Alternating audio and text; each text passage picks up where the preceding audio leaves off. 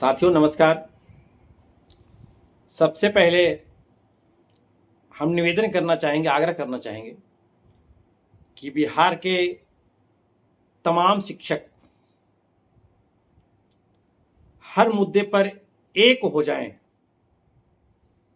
आज सिर्फ बिहार ही नहीं, पूरे देश में शिक्षकों के साथ जो व्यवहार किया जा रहा है, शिक्षकों के खिलाफ जो भाषाएं का प्रयोग किया जा रहा है, यह एक राष्ट्र निर्माता के पक्ष में शोभा नहीं देता है।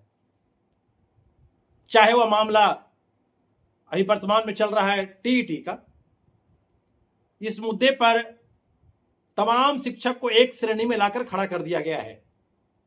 अगर अभी वर्तमान में हमारे बीपीएससी वाले शिक्षक देखते होंगे कि हम अलग हैं इससे, बाकी सबको टीईटी देना होगा, तो टीईटी वाले देखते होंगे कि हम टीईटी दे दिए हैं, अब हमको नहीं देना होगा, तो ऐसा नहीं है।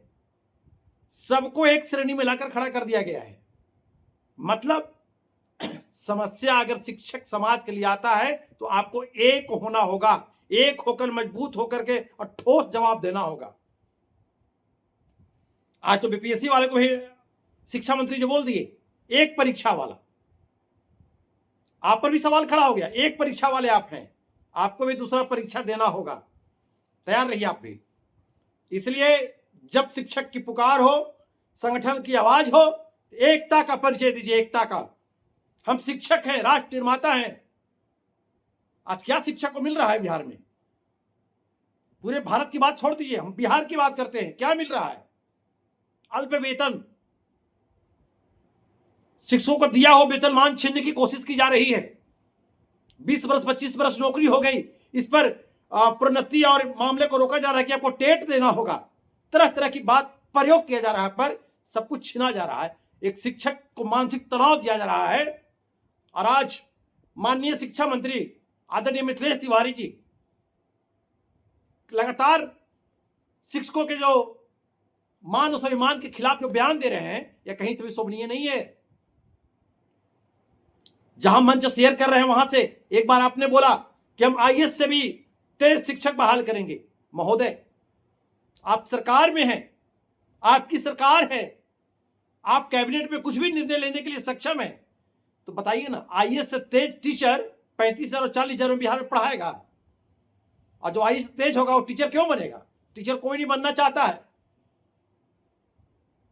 तो जो बयान शिक्षक को न समय पर वेतन देना है, 4-4 महीना बाद शिक्षक का वेतन भुगतान होगा।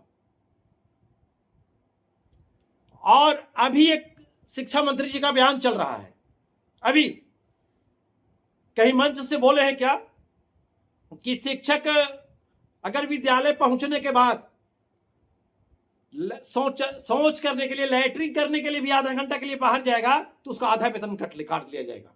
ये बात शोभनीय है? ये शिक्षकों का अपमान किया जा रहा है, अपमान किया जा रहा है। शिक्षक वो पद है,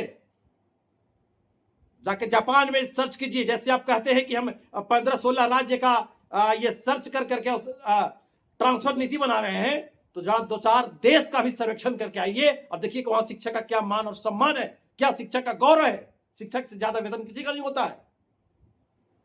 तो मतलब शिक्षक सोच करने के लिए सबसे पहली बात कि विद्यालय में शौचालय है, लेकिन जब आप कहते हैं कि मैं एआई से सर्वेक्षण कराएंगे, तो एआई से सर्वेक्षण ये भी करा लीजिए कि आपके कितने, बिहार के कितने विद्यालय में पानी की व्यवस्था है और जल, ये मोटर की व्यवस्था है, कितने शौचालय में नल जल की व्यवस्था है, भी एआई से सर्वेक्षण करा लीजिए।